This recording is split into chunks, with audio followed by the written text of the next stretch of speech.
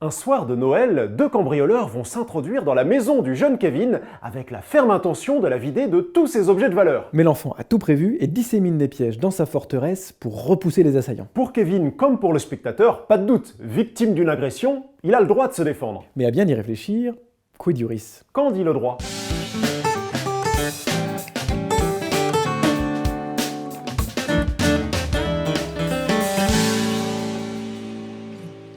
Alors qu'elle est sur le point d'embarquer pour Paris, la grande famille McAllister réalise que dans la précipitation, elle a oublié l'un de ses 11 enfants, le petit Kevin. Enfin, oublié. Comment peut-on faire pour oublier son fils? On ne l'a pas oublié, on a mal compté. Oui, un petit problème d'arithmétique. Il y a toujours une petite marge d'erreur. Mais ça aura des conséquences très graves pour Kevin. Et oui, puisqu'il va se retrouver seul et livré à lui-même dans l'immense demeure familiale de la riche banlieue de Chicago, qui a tapé dans l'œil de deux cambrioleurs, Harry et Marv. Les Bogdanov de la cambriole, des maîtres dans leur domaine, mais qui vont se voir opposer la résistance de Kevin, qui n'a d'autre choix que de défendre sa maison face à l'envahisseur. Ou d'appeler la police. Pardon? Le bon réflexe, en cas de danger, c'est quand même d'appeler les autorités compétentes, pas de se défendre par ses propres moyens. Oui, mais ce soir-là, une tempête a ravagé les lignes téléphoniques. Il ne peut donc plus passer de coup de fil ni aux flics ni à personne, il doit donc se débrouiller tout seul et décide de piéger toute sa maison pour ralentir les assaillants. Oui, avec des pièges possiblement mortels. Oh, les plumes de canard n'ont jamais tué personne. Mais les fers à repasser jetés de plusieurs étages, si. Et les pots de peinture balancés au visage des deux assaillants, aussi. Plus le chalumeau qui calcine le crâne de Harry.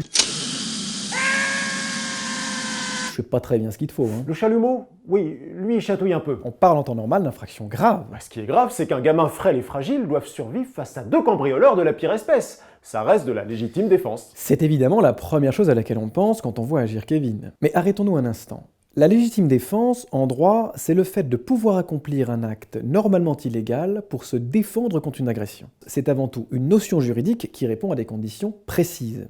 Première condition, se défendre, ça suppose d'abord d'être la cible d'une attaque. C'est justement le cas. Kevin et sa maison sont bien la cible de deux agresseurs qui cherchent à s'introduire chez lui par tous les moyens. Tout à fait. Ils portent atteinte à la propriété privée et tentent de s'emparer des biens des occupants.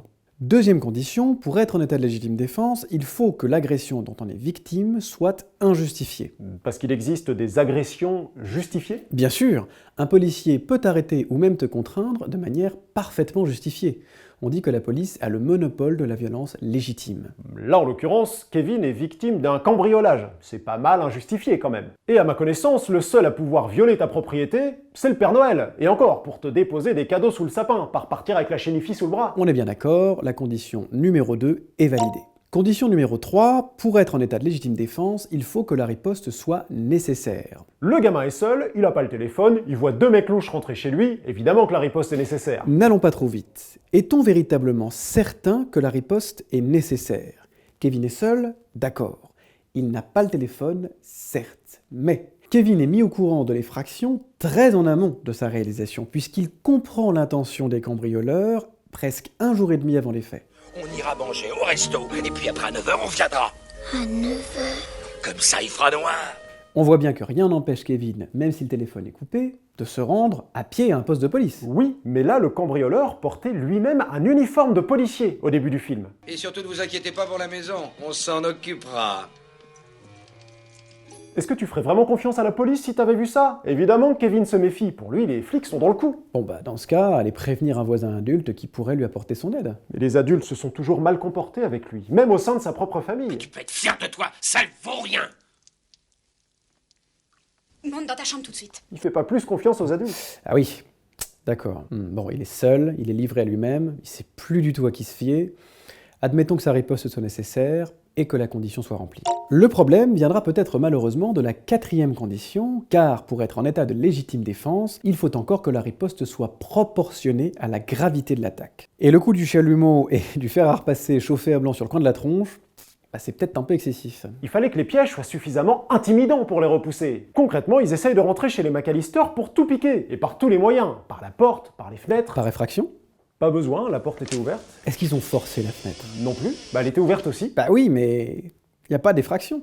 L'effraction, c'est le forcement, la dégradation ou la destruction de tout dispositif de fermeture. Kevin répond donc à une tentative de vol de 2 individus par des violences volontaires aggravées et même peut-être par une tentative d'homicide. Il y a comme une petite inversion des valeurs là. Tu vas bientôt me dire que Harry et Marv sont 2 pauvres criminels victimes de la résistance de leur proie. C'est exactement ça. Du point de vue du droit, ils sont victimes. Et ils pourraient aller pleurnicher dans les ceinturons des policiers en prétendant qu'on les a empêchés de cambrioler tranquillou. Tu crois pas si bien dire. Les cambrioleurs, malgré les infractions qu'ils ont commises, pourront agir en justice contre Kevin et le faire condamner.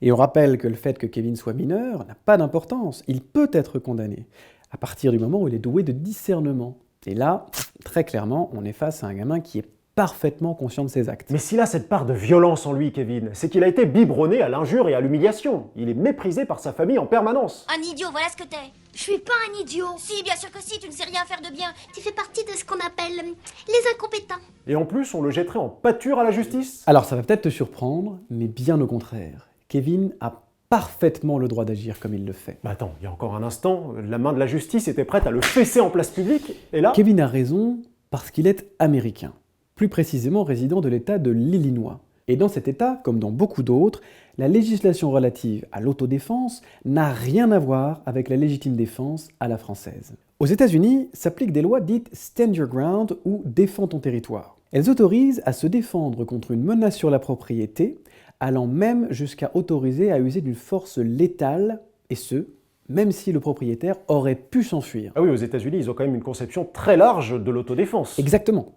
Et là où se déroule notre histoire, il existe précisément une loi de ce type, dite loi du château, qui autorise les résidents à traiter leur maison comme leur château, et à la défendre exactement comme le fait Kevin. Alors qu'est-ce qu'on fait face à un gamin qui balance des fers à repasser et des pots de peinture au visage des assaillants, qui leur crame la tête à coups de chalumeau, tout ça laissant des séquelles permanentes, et que ces pièges sont tous potentiellement mortels? Et vous, comment traiteriez-vous Kevin? Faut-il pencher du côté du droit français et le condamner pour ses installations de pièges possiblement mortels, ou plutôt du côté du droit américain et le laisser se défendre à coups de fer à repasser et de chalumeau?